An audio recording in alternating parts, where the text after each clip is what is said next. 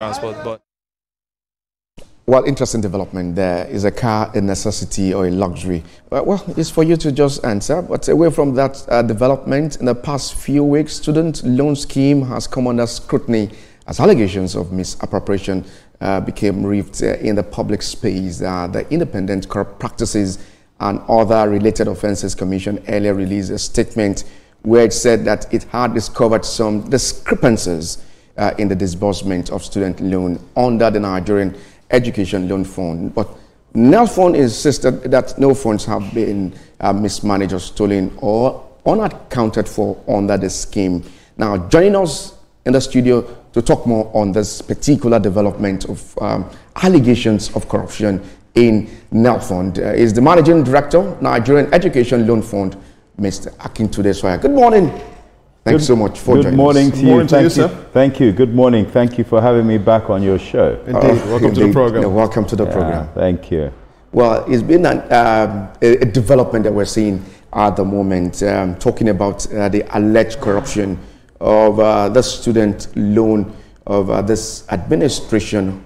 Who is frustrating this effort? Oh, that's a really tough question. I think the people who are frustrating this effort are the people who are wanting to deprive the students of what they are rightfully entitled to. Look, the President of the Federal Republic of Nigeria, President Bola Ahmed Tinubu, GCFR, introduced this agency, this law, to address issues around students who have been frustrated for the last 60 years, if you like. Many of those people are no longer students, okay? They've actually headed into a life of great difficulty. And this agency is supposed to intervene and ensure that that doesn't happen going forward. So if we can identify those who have been frustrating the lives of students and their ambitions over the last 60 years, it gives us a good pointer as to who might be doing that now. For me to specifically name them, I can't. But, you know, we know that there are people in this country who don't consider education important. Well, you might not be able to name specific names as to the persons who are frustrating this effort. But from the reports coming up from the ongoing investigation by ICPC, about 51 universities have been fingered, you know, as part of the persons who are frustrating this. We've seen the figures that was released from the government to empower this project. We've also seen how much, according to the report, how much has been spent and what is left.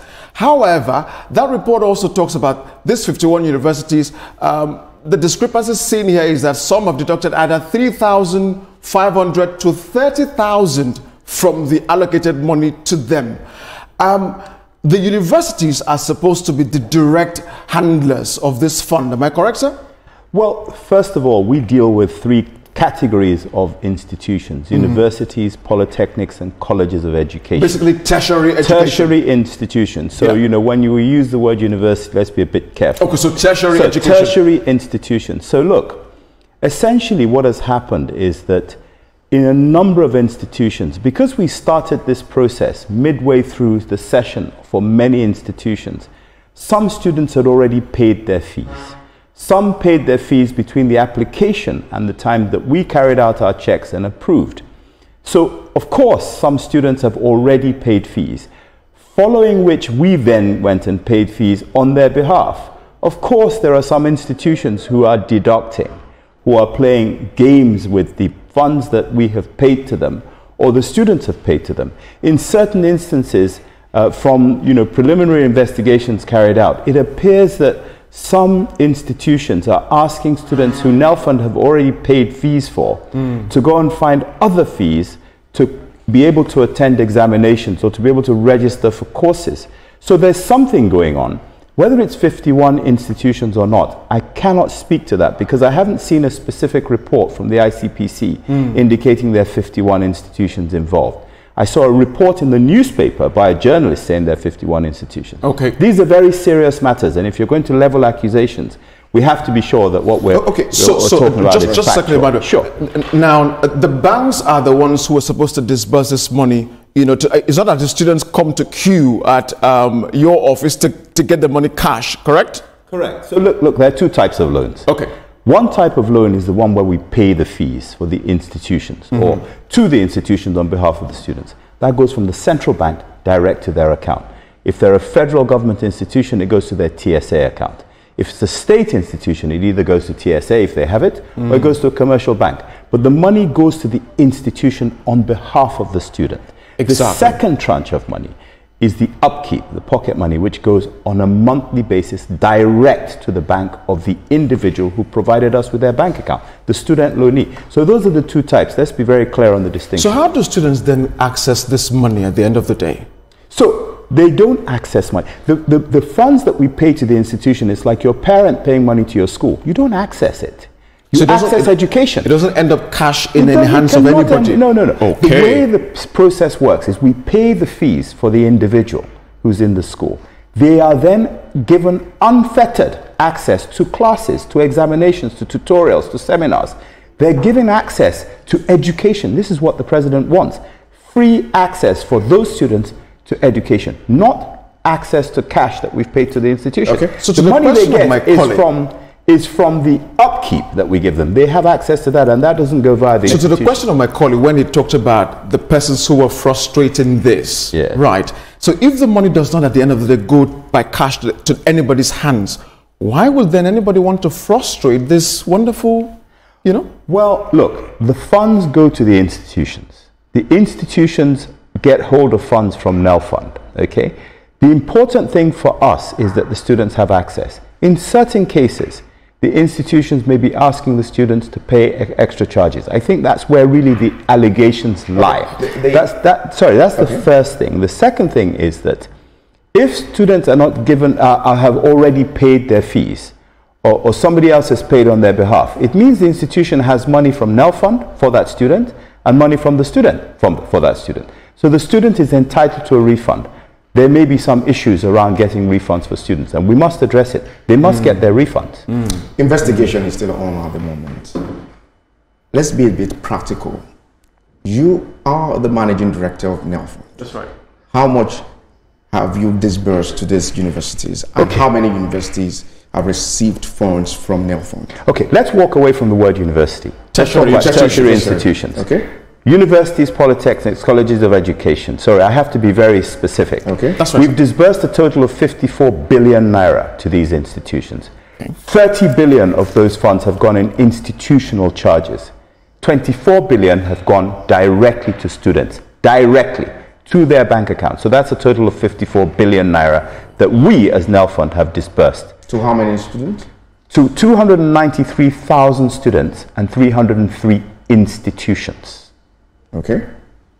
So in all of this, with this investigation that is ongoing from ICPC, you have been raising alarm about mismanagement of funds going on before now. You've been on the same program where I raised the question of how are you tracking these funds?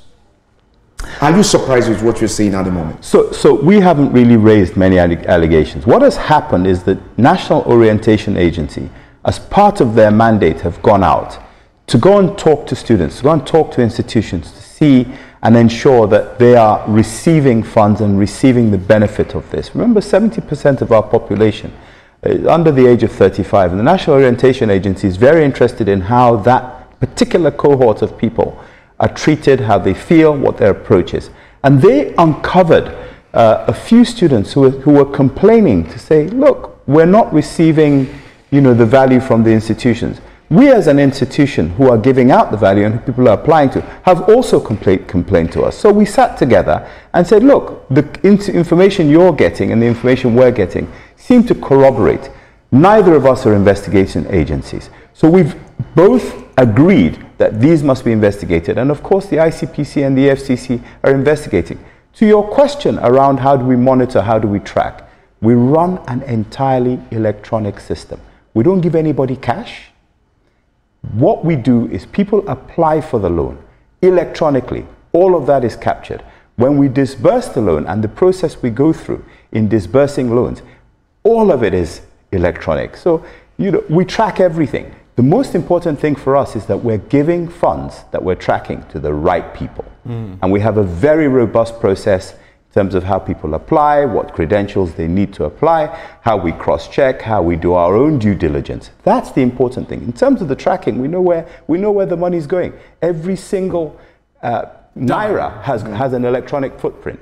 Every Naira from our organization outwards has an electronic footprint. So we can track, okay? For the benefit of some Nigerians who probably are hearing it for the very first time or have been wanting to know how to get around these funds, can you take us a little bit on the process of how each student can apply for this? Okay, it's really very simple. We have a portal, www.nelf.gov.ng. If a student approaches that portal, they need to provide us with certain pieces of information.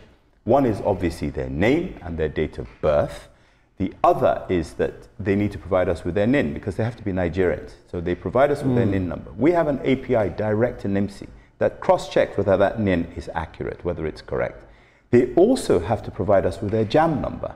We have an API direct to JAM that tells us whether that number is accurate and correct. And then, of course, we have preloaded, because we've been working with the institutions as partners. They have given us all the information about all their students in session.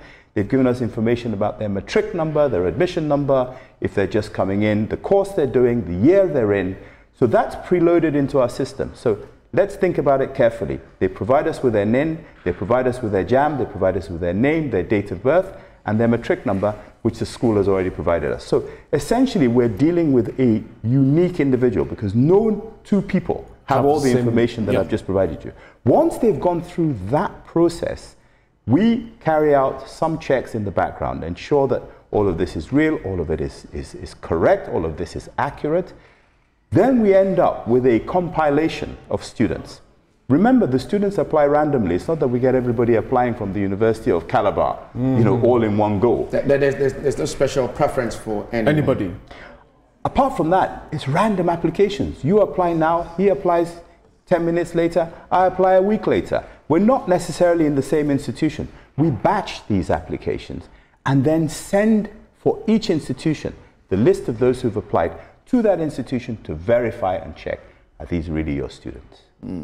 We've had cases where some students raised alarm that getting into the website is a bit difficult for them. What do you say about this? Well, you know, the truth about it is, and look, I want to be respectful of people who make complaints, even if it's only one person. I'll tell you something, if you have a minority of people who have a problem, for those people, it's not a minority issue, it's a majority issue because it's their problem. So we, as far as we're concerned, our site is simple and easy to access. However, if people are struggling to access the site, they should contact us and we'll see whether it's a problem with their device, could be a problem with their internet connectivity, but generally we have had to date 512,000 applications in 11 months. Okay? These people have not had difficulty, clearly. They may have challenges on the way, but we've had 512,000 applications and we're getting about 1,800 to 2,000 applications per day. That's a whole lot. But NELFund was basically structured, correct me if I'm wrong on this, for students in the tertiary education. Is there a plan to expand the net, to secondary and other ones? Well, the way that the administration has structured education, it's very clear what the administration of President Tinubu is trying to do is give focus to specific areas. We've talked about investigations this morning. We're not an investigation agency. We're a tertiary funding agency. If we want to move into other areas, the administration must decide. But look, I happen to agree that we should be very focused on what we're focused on. If the National Assembly, in their wisdom, or the President wish to expand the program, then we'd need to look at our entire structure again and say, okay, are we fit for purpose? But I believe that the current approach that the administration has towards education is good enough. It's segmented. There are lots of different agencies doing lots of different pieces of good work. We don't want to expand. Let's focus and get this right. Let's go back to this investigation that is ongoing at the moment. Do you see anything positive coming out of this? The NUA has raised a critical allegation on some tertiary institutions. Do you see anything coming out of this investigation? Do you know, that's a really good question. And you know why I like the question? Because there's no progress that you can ever make in anything in life unless there's a problem.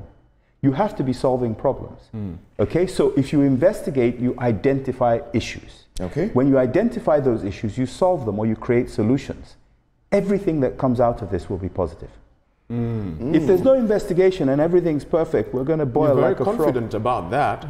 It's a general principle. When you investigate issues, you must investigate with the approach that you're going to correct. But you've stated quite clearly that the fault, if there's any, which the investigation would bring out, is not from you, from Nelfund, as it were.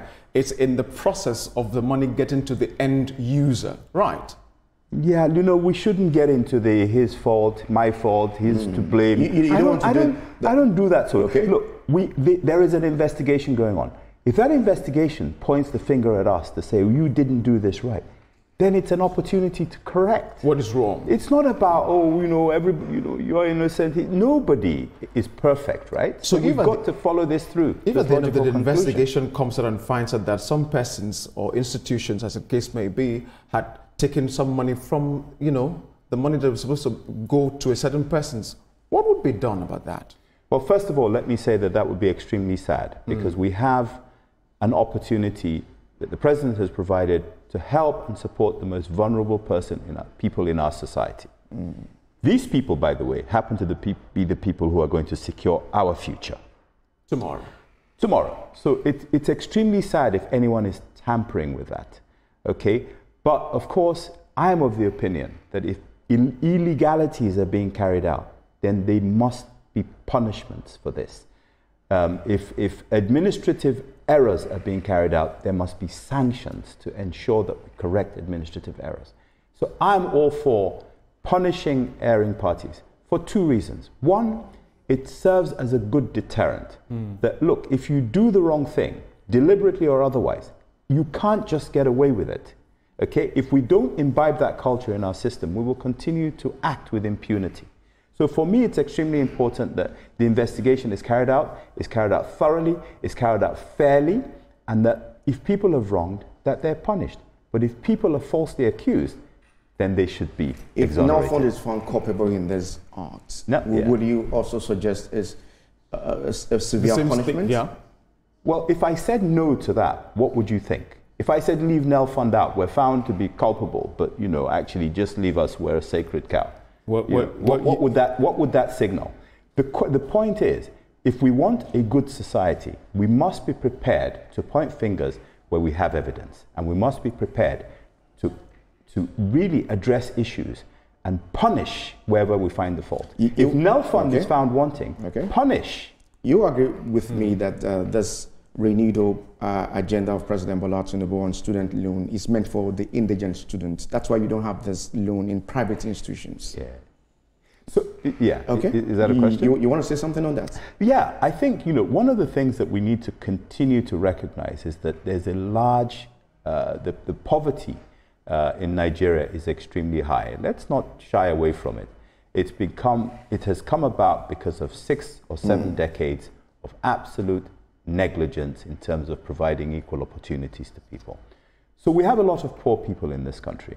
Those poor people, many of them are very intelligent, many of them are very driven, many of them want to achieve, they want to do something with their lives, but they don't have the funds to take them to the next level. In this instance, if you have the capacity, the ability, and you're eligible, and above all, you have the desire to take those 3 things and make yourself or develop yourself to be the best you can be at the highest level of education, which is tertiary education, then, the idea is to provide that bridge. In less than 30 seconds, because we have to go now, sure. Are there plans for postgraduate students to also tap into this initiative?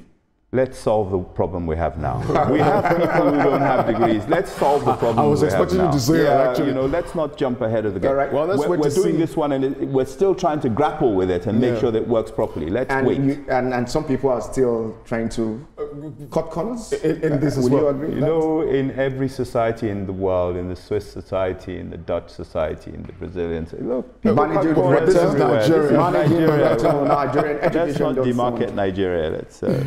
Today, Sawyer. Thank you very Thanks much. so much for It's been coming great on the being program here. this morning. Thank you for having me on the This program. morning. And next time, maybe you can get me a coffee. Certainly. Apologies, we didn't do that today. Apologies for that. Thank you. And after the break, we'll discuss Nigeria's prevailing housing deficits and the relationship between tenants, landlords, and